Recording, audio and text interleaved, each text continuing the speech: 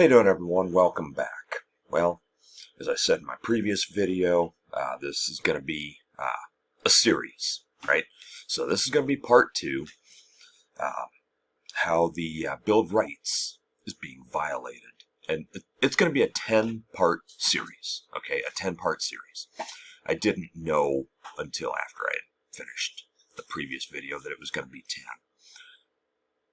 But we're going to go over right now the Second Amendment, the one that is not currently being violated by the administration.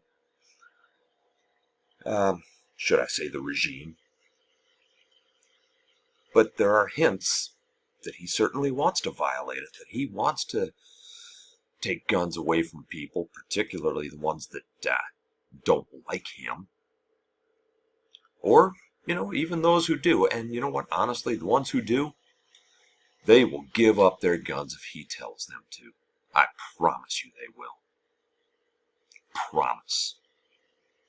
If that day ever comes, he's going to give them up. Now, what is the Second Amendment? What does it say? It's I'm going off the top of my head here. The security of a well-regulated militia being necessary to the security of a free state, the right of the people to keep and bear arms shall not be infringed. Okay, let's break that down. A well-regulated militia. Okay? It's time, that was basically a bunch of citizens that you could call up to defend the country. These days, it's what has evolved into the National Guard, being necessary to the security of a free state. Now, that can be taken one of two different ways, right? A well-regulated militia being necessary, right? So we need this well-regulated militia for the security, obviously you know what security means, of a free state. That can be taken one of two ways, and I take it actually both ways. The state or condition of being free, right? So the condition of freedom. A well-regulated militia being necessary to secure our freedom. It could also mean a free state, as in our country, to keep our country free, right? Which goes hand in hand, really. So, a well-regulated militia being necessary to keep our country and ourselves free. The right of the people to keep and bear arms shall not be infringed. Therefore, are they referring to a militia in there? Absolutely they are. Absolutely. However, it also says the right of the people, which means you and me. We are allowed to keep our weapons. I don't know if you have any. I do. But we are allowed to have them, keep and bear, right? Now, in some states, you're allowed to open carry. In some states, you're not. In some states, you need a permit to carry. In some states, you don't. But that right, even with certain restrictions, is not being violated currently. Right? And contrary to what we've been told, left-wingers are not coming for your guns. Right? We've been told that at least since Bill Clinton. And the reason I say at least that far back is because that's how far back I remember it being a talking point. Okay? Bill Clinton was elected while I was in high school. Excuse me, my senior year of high school. I was just weeks too young to vote for. Actually, I would have voted for George Bush in that election. but I was weeks too young.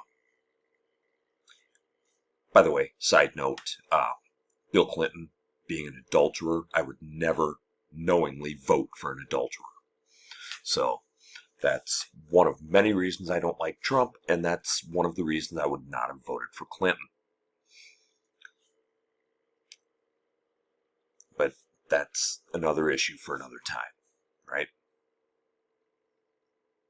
Did Bill Clinton violate the Second Amendment? Some would argue yes, when he signed into law the assault weapons ban. Some would say he did violate the Second Amendment. Some would say no, because there are certain restrictions on all of our rights. For example, you are not allowed to use your speech to, by the way, that's Chester.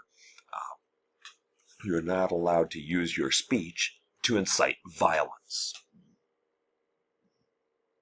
You are not, the whole fire in a crowded theater thing, right? You are going to put people in danger, right? If there's no fire in the theater and you scream out that there is, well,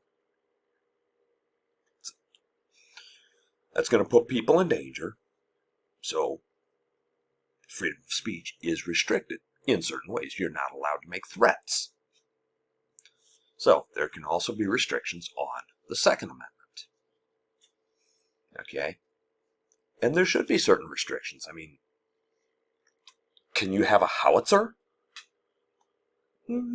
Maybe under certain circumstances, but the permit to have it is so cost prohibitive for most people. It is possible to get a fully automatic weapon, but again, the permit is cost prohibitive for most people.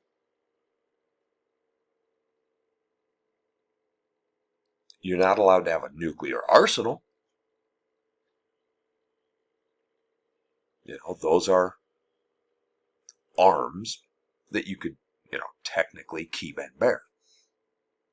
But no, you're not allowed to have a tank or a nuclear weapon or a machine gun. Again, on that one has a caveat to it. But,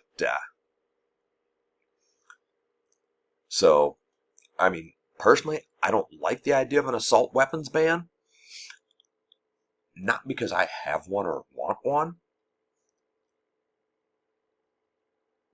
but because I don't think banning one particular weapon solves any issue, right? We like to talk about the mass shootings, right? And banning an assault weapon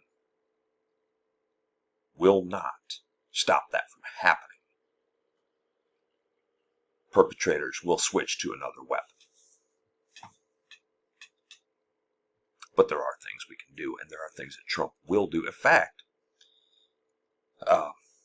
he has suggested as much. And he actually said at one point in time, we'll take the weapons first and have due process later. Really? Now, keep in mind, that was, if I remember correctly, it was in the campaign for his first term. I think it was in the 2016 campaign that he said that. But I know he said it. And it would have been back then. Right? So it was either early in his first term or it was during the campaign for his first term. So, I guess we'll see what happens. But I see him getting rid of the Second Amendment, or trying to anyway. He wants a disarmed populace.